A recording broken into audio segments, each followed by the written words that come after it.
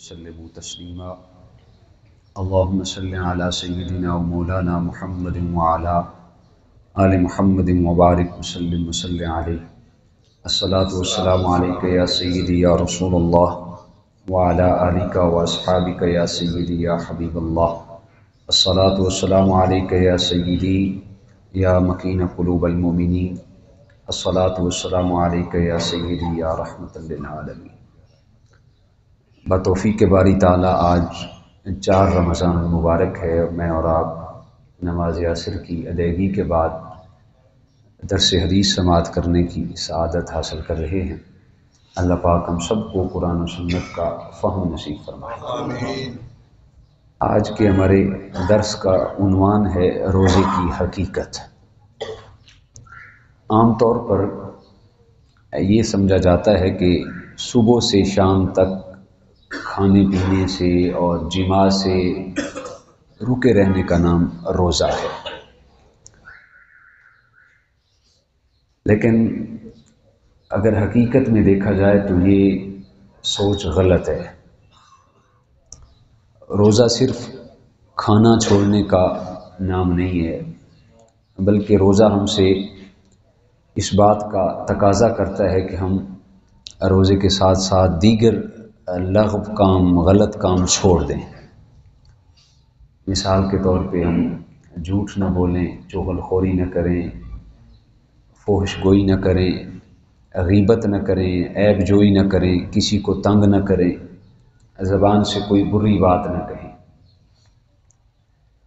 نبی کریم صلی اللہ علیہ وسلم کی حدیث پاک ہے، بخاری کتاب الصوم حدیث نمبر 1903 ہے۔ رسالت امام صلی اللہ علیہ وسلم نے ارشاد فرمایا، من لم یدع قول الزور والعمل به فلیس للہ حاجۃ فی ان یدع طعامہ وشرابہ۔ آقا کائنات نے ارشاد فرمایا، جو شخص جھوٹ اور برے کام کو نہیں چھوڑتا، اللہ تعالیٰ کو اس کے کھانا پینا چھوڑنے سے کوئی سروکار نہیں ہے۔ کھانا پینا چھوڑنے کی اس کو ضرورت ہی نہیں ہے۔ یہاں جھوٹی بات سے ہر ناجائز گفتگو اور ہر برا کام ہے۔ حدیث پاک یہ بڑی جامع حدیث ہے۔ 2 جملوں کے اندر، اس حدیث پاک میں 2 جملے ہیں، اس کے اندر ساری چیز کو ایکسپلین کر دیا گیا۔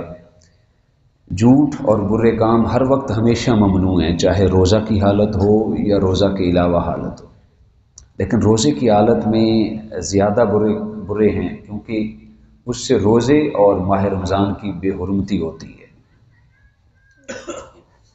روزہ دار کو گالم گلوچ اور فحش گوئی سے بچنا چاہیے، اس سے روزے کو بڑا نقصان پہنچتا ہے۔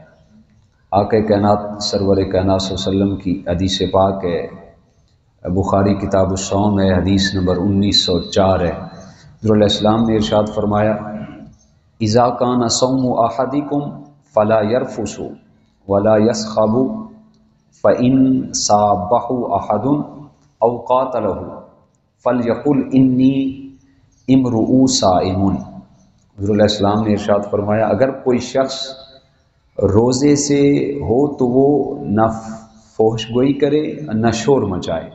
اگر کوئی شخص اس کو گالی دے یا لڑنا چاہے اس سے، تو اس کا جواب صرف یہ ہو کہ میں روزے سے ہوں، مجھے بخش دو، میں روزے سے ہوں۔ ایک حدیث پاک میں آتا ہے کہ جب روزہ رکھو تو صرف پیٹ کا روزہ نہیں ہونا چاہیے، کھانے پینے سے رکے رہنے کا نام روزہ نہیں۔ فرمایا جب روزہ رکھو تو صرف تمہارے پیٹ کا روزہ نہیں ہونا چاہیے، بلکہ جسم کے سارے اعضاء کا روزہ ہونا چاہیے۔ ہاتھ تمہارا ظلم اور زیادتی سے رک جائے، ہاتھ کا روزہ ہونا چاہیے۔ اسی طرح پاؤں بری جگہ چل کر جانے سے اجتناب کریں۔ اسی طرح زبان بد زبانی سے اجتناب کرے، غیبت اور گالم گلوچ سے انسان روزہ رکھے، کان بری بات سننے سے روزہ رکھیں، آنکھیں حرام چیز دیکھنے سے روزہ رکھیں، اور اسی طرح دل جو ہے یہ بری بات سوچنے سے بھی روزہ رکھے۔ حضرت جابر رضی اللہ تعالیٰ عنہ کا فرمان ذیشان ہے، حضور علیہ السلام کی حدیث پاک کو روایت کر رہے ہیں، اور یہ حدیث پاک مصنف ابن شیبہ کی حدیث پاک ہے، کتاب الصیام ہے، حدیث نمبر 88-80 ہے۔ جناب حضرت جابر رضی اللہ تعالیٰ عنہ فرماتے ہیں کہ رسالت مآب صلی اللہ علیہ وسلم نے ارشاد فرمایا اذا صمت فلیصم سمعک وبصرک ولسانک عن الکذب والمعاصم ودع اذى الخادم وليكن عليك وقار وسکینۃ یوم صیامک ولا تجعل یوم فطرک ویوم صیامک سواء، کہ حضور علیہ السلام نے ارشاد فرمایا جب تو روزہ رکھے تو تمہارے کان کا بھی روزہ ہونا چاہیے، تمہاری آنکھوں کا بھی روزہ ہونا چاہیے، تمہاری زبان کا بھی روزہ ہونا چاہیے۔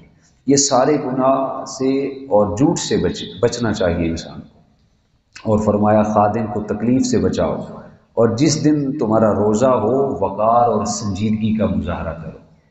جس دن تمہارا روزہ ہو اور وہ دن جس دن روزہ نہ ہو، اس کے اندر باہمی فرق ہونا چاہیے۔